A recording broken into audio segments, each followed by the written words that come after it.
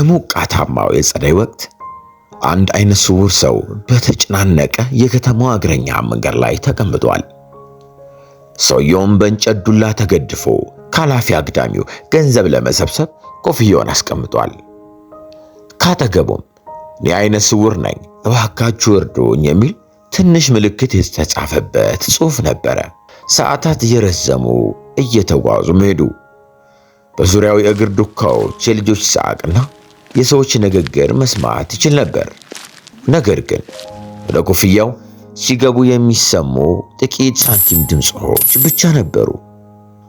ልቡ በእያንዳንዷ ደቂቃ እየተሰበረ ሄደ።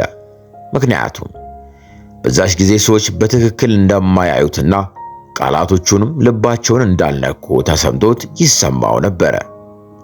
በዚህ ቅስፈት የቅንጦት የቆዳ ቦርሳ የያዘው ሰውዬና ጥሩ አለባበስ ያለው ሰው በፊት ለፊቱ መጣ።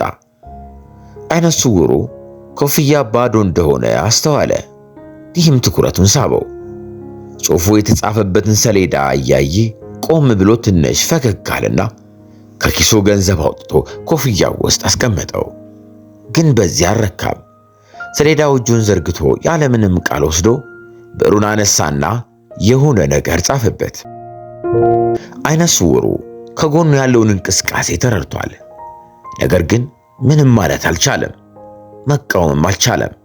መንገደኛው ሰውዬ ምልክቱን ወደ ቦታው መለሰና መንገዱን ቀጠለ። ጥቂት ደቂቃዎችም አለፉ። ከዚያም አይነ ስውሩ ከጧት ጀምሮ ያልሰማውን ነገር መስማት ጀመረ። የሳንቲም ድምጾች በኮፍያው ላይ ሲወርዱ መስማት ጀመረ። አንዲት ፀጉሯ ላይ አበባ ያደረገች ሴት አለፈች። በሐዘን ድምፅ እንዲህ ስትል ሰማት። እሷም በጥልቅ ሐዘን ውስጥ ሆና ይህ ውበት አለማየት እንዴት ያማል አለች። ሌላው ሰውዬ ደግሞ ረጅም ጊዜ ቆም ብሎ በኮፍያው ላይ የብር ኖት አስቀመጠና አላህ ሆይ ምስጋና ለአንተ ይሁን የማየትን በረከት ሰጠኝ እያለ አኩረመረመ።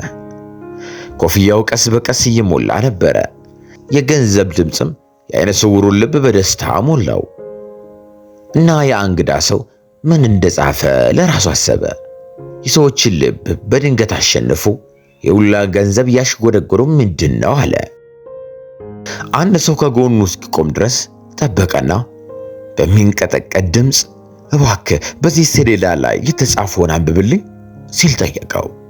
ሰውየውም ቀረበና ሰሌዳውን ተመለከተና ቀስ ብሎ እንዲህ አለው፣ እዚህ ሰሌዳ ላይ የተጻፈው የጸደይ ወቅት ነው፣ ግን ውበቱን ማየት አልቻልኩም ይላል አለው። ጸጥታ ሰፈነ። አይነ ስውሩ ሰው በትልቁ ተነፈሰ። አዲሶቹ ቃላቶች የአካል ጉዳቱን ከማጉላት ባለፈ ውበትና ንጽህናቱን እንዲያደንቁ አደረጋቸው። እርዳታ ለማግኘት ብቻ ሳይሆን ለልባቸው መስታወት ሆኖ ነበረ።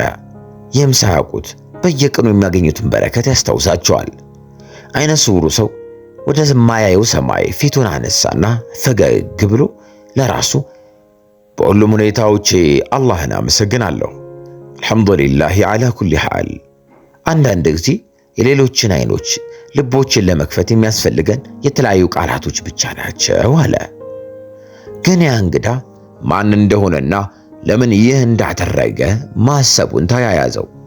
ፀሐይ ስትጠልቅ ያ የሚያምር ሰው ተመልሶ ፊቱ ቆመ። በእርጋታ ድምፅ ኮፍያ ሞልቷል ሲል ጠየቀ።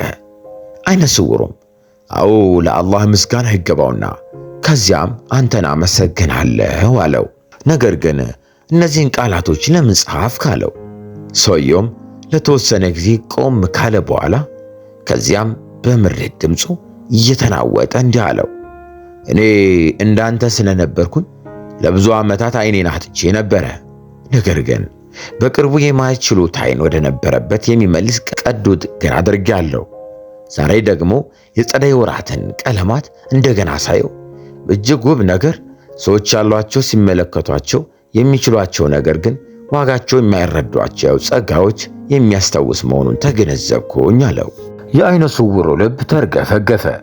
ፈገግም ብሎ እንዲህ አለ፣ ለእኔ ብቻ አይደለም ለሁሉም ነው ጻፍከው አለው። ሰውየውም በዝግታ እየሄደ አንድ ቀን አንድ ሰው ለእኛ እንዲጽፍልን የምንፈልገውን ለሌሎች እንጽፋለን ሲል መለሰ። አይነ ስውሩም ዝም አለ። የደበዘዘውን የእግር ኮቴ እያዳመጠ ከማንኛውም ቁሳዊ እርዳታ የሚበልጥ ታሪክ ላመጣለት እንግዳ በአመስጋኝነት በልቡ አመሰገነ። አንድ ንጉሥ በዙፋኑ ላይ ተቀምጦ በታማኝነትና በቅንነት ከሚታወቁ ተገዢዎቹ አንድን ሰው እንዴት እንደሚሸልም እያሰበ ነበር። ከብዙ ሐሳብ በኋላ ፈገግ ብሎ ከፊት ለፊታችን ሰዎች አሉን? በእግር የሄዳችሁበትን ያክል ሁሉ መሬት ሰጣችኋለሁ። ነገር ግን ፀሐይ ከመጥለቋ በፊት መመለስ አለባችሁ። የመጨረሻ ምልክት ልትሰጡኝ ይገባል፣ አለበለዚያ ምንም አታገኙም አለ። እናም አንዱ ሰውዬ የሰማውን ማመን አልቻለም። የሀብትና የደስታ በሮች ለእሱ በራሳቸው እንደተከፈቱ ገመተ። ፈገግ ብሎ ለራሱ ዛሬ በቤተ መንግሥቱ ውስጥ እጅግ ባለጸጋው ሰው ሆናለሁ ብሎ አሰበ። ንጉሡ ለመጀመር እንደፈቀደ መጀመሪያ ላይ በተረጋጋ ሁኔታ ይሄድ ነበረ። ከዚያም ምድርም ሙሉ በሙሉ ለመዋጥ እንደሚፈልግ ያክል መራመድና መሮጥ ጀመረ። ለም መሬት ወይም ውብ የፍራፍሬ እርሻ ሲያልፍ ይህ ለእኔ በቂ ነው ይልና፣ ነገር ግን ከጥቂት ጊዜ በኋላ ከዚህም በላይ ብሄድ የበለጠ መሬት አገኛለሁ ብሎ በማሰብ ሐሳቡን ይለውጥ ነበር። ቀኑ እየገፋም ሄደ። ፀሐይ በሰማይ ላይ እየበራች፣ ሰውየውም ያለማቋረጥ እየተነፈሰ አሁን እመለሳለሁ፣ አይ ይህ ሰፊ ቦታ ነው እያለ መንገዱንም ቀጠለ። ነገር ግን ስግብግብነት ተቆጣጥሮታል። አይ ከፊት ለፊቴ የበለጠ ውብ መሬት አለ፣ ትንሽ እቀጥላለሁ እያለ በዚህ ሁኔታ ውስጥ ቆየ። በእርካታና በስግብግብነት መካከል እየተወዛወዘ ድካም እስከሚወርሰው ድረስ ጉሮሮው ደረቀ። እግሮቹም ተሰነጣጥቀውና ተጎዳድተው ነበር። ሆኖም ግን ለመቀጠል አጥብቆ ወሰነ። የፀሐይ መጥለቂያ እየተቃረበም ሲመጣ ወደ ኋላ ተመለከተ። ፀሐይ ስትጠልቅ ወደ ኋላ ተመለከተና መንገዱን ረጅምና ሰፊ መሆኑን አየ። በጊዜው ንጉሡን ለማግኘት የማይቻል ነበረ። በዚያም ጊዜ እግሮቹ እንደከዱትና የመመለሻ ሰዓቱን እንዳለፈ ተገነዘበ። በላብ ተሸፍኖ መሬት ላይም ወደቀ። ከረጅም ጊዜ በፊት ቆሜ ቢሆን ኖሮ ብሎም ተመኘ። እናም ንጉሡ ለረጅም ጊዜ ጠበቀው። ሳይመለስ ሲቀርም በጥልቅ ሐዘን የማይጠፋ ሀብት ሰጠሁት፣ እርካታም ወይም መብቃቃትን ቢያውቅ ኖሮ፣ ነገር ግን በትንሽ ነገር ስላልተብቃቃ ብዙ ነገር አጣም አለ። ስለዚህ ሰዎች ስግብግብነት ማለቂያ የሌለው መሆኑንና ደስታ የሚለካው በያዝነው መሬት ወይም ወርቅ ሳይሆን በልባችን ባለው እርካታ እንደሆነ ለማወቅ ከትውልድ ወደ ትውልድ ታሪኩ ይነገራል። ስግብግብነት አንድን ሰው እንዲህ ሊቆጣጠርና ምንም ያህል ሀብት ቢያገኝ እርካታ እንዳያገኝ ሊያደርገው ይችላል። በታሪኩ ውስጥ ያለው ሰው ብዙ መሬት የማግኘት ትልቅ ዕድል ነበረው። ነገር ግን ባለው ነገር አልረካም እና ያለ ገደብ ምኞት ማሳየቱን ቀጠለ። ይህም መጨረሻ ድካምና ድካም ብቻ ሆኗል። ሁሉንም ዕድሎች ወደ ማጣትም አመራው። ታሪኩ የሚያስተምረን ስግብግብነት ወደ መከራና ኪሳራ ብቻ ይመራል። ባለን ነገር መደሰትና መብቃቃት የአእምሮ ሰላምና የእውነተኛ ደስታ ይሰጣል። የያዛቸውን ነገራቶች ዋጋ የሚያውቅና ባለው ነገር የሚብቃቃ ሰው መረጋጋት የተሞላ ሚዛናዊ ሕይወት መኖር ይችላል።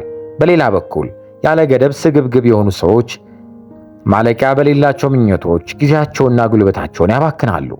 ትልቁ ትምህርት ደስታ የሚለካው ባለን ወርቅ ወይም መሬት ሳይሆን በልባችን ውስጥ በሚሰማን እርካታና ሰላም መሆኑ ነው። መብቃቃት የተረጋጋ ሕይወት ቁልፍ ነው።